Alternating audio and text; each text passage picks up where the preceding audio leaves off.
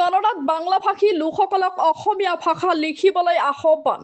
অসমত চলি থকা লোকপিয়ল গণনা প্ৰক্ৰিয়াক লৈ বাংলাভাষী লোকসকলক অসমীয়া ভাষা লিখিবলৈ আহ্বান জনাইছে সচেতন হিন্দু সমাজকৰ্মী সুব্ৰত দাসে।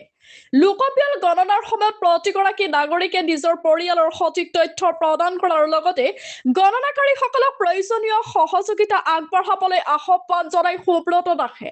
তেওঁ কয় যে লোকপিয়লৰ জৰিয়তে জনসংখ্যা, ভাষা আৰু অন্যান্য সামাজিক তথ্যৰ এক সামগ্ৰিক ছবি পোৱা যায়। সেয়েহে কোনো ধৰণৰ বিভ্ৰান্তি বা ভয় নকৰাকৈ যোগ্য আৰু প্ৰাসংগিক তথ্য সঠিকভাৱে নথিভুক্ত কৰাটো অত্যন্ত গুৰুত্বপূৰ্ণ। বিশেষকৈ বাংলাভাষী লোকসকলক লোকপিয়ল গণনা প্ৰক্ৰিয়াত সক্ৰিয়ভাৱে অংশগ্ৰহণ কৰি নিজৰ তথ্য সঠিকভাৱে লিপিবদ্ধ কৰিবলৈ আহ্বান জনাই সুব্ৰত দাসে।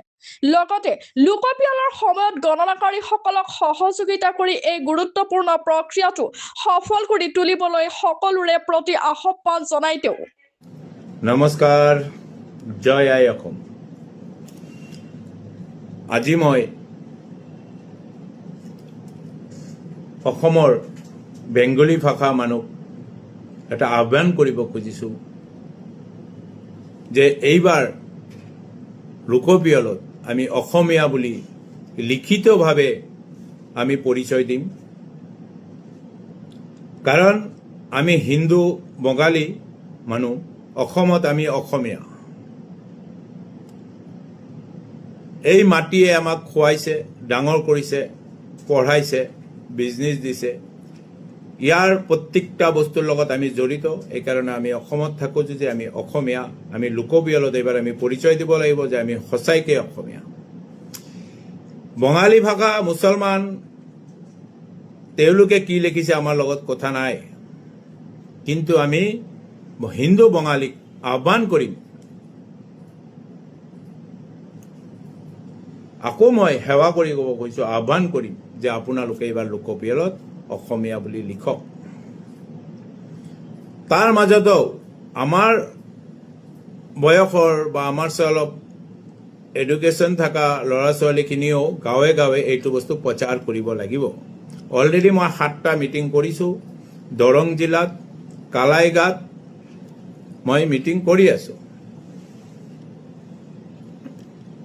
এইটো কাৰণে আপোনালোকে ঘৰে ঘৰে যায় এইটো ক'ব লাগিব। নহ'লে কিছুমান আমাৰ কাম কৰা, খাটি খোৱা মানুহ আছে, তেওঁলোকে এইটো বিষয়ে একো নাজানে, চৰ চাপৰিত থাকে। তেওঁলোকত আমি ঘৰে ঘৰে যদি বুজাওঁ, তেওঁলোকে লিখিব। আৰু নহ'লে এইটো এটা বেয়া কমেণ্টছ হ'ব অসমৰ কাৰণে। কাৰণ এইটো গম পোৱা যাব যে এইটো বেংগলীজ এৰিয়াত কিমানে অসমীয়া লিখিছে, এইটো আমি গম পাম। সেইটো কাৰণে আমি অসমীয়া বুলি পৰিচয় দিবলৈ এইটোৱেই আমাৰ সময়। এইটো আমি কৰিবই লাগিব। আপোনালোকৰ তাত আহ্বান কৰিছোঁ। মই আপোনালোকক সৰু ভাইটি ভাবক, দাদা ভাবক, ভাতিজা ভাবক, ভাগিন ভাবক, ল'ৰাৰ নিচিনা ভাবি মোৰ আহ্বানটো ৰাখিব। আৰু এটা শ্ৰেণীৰ, প্ৰত্যেকটা সমাজৰে আছে, এটা শ্ৰেণীৰ দালাল থাকে। কংগ্ৰেছী দালাল কেইটাই কিন্তু এইটো প্ৰক্ৰিয়া কৰি আছে। তেওঁলোকে বঙালী মানুহ ঘৰে ঘৰে যাই কৈ আছে যে বঙালীহে লিখিব, হিন্দু বঙালী বুলি লিখিব লাগিব। তেওঁলোকৰ পৰিকল্পনা হৈছে বঙালী মুছলমান আৰু বঙালীক একলগে কৰি পাৰ্চেণ্টেজ বঢ়াই পেলাই দেখাব খুজিছে। আমি অসম কেতিয়াও সেইটো দেখাব নোখোজিম। মোৰ এটাই কথা, আমি অসমীয়া, অসমত থাকিছোঁ, আমি অসমীয়া পৰিচয়টো দিব লাগিব। আৰু আমি ঘৰে ঘৰেও যাম। এইখিনিয়ে মোৰ আহ্বান। মই ঘৰে ঘৰে নিজে যাম। মইতো সকলো জেগাত যাব নোৱাৰিম। আপোনালোকে যোনে যেনেকৈ পাইছে শ্বেয়াৰ কৰিব। শ্বেয়াৰ কৰিলে প্ৰত্যেকজন মানুহে পাব। নমস্কাৰ, জয় আই অসম।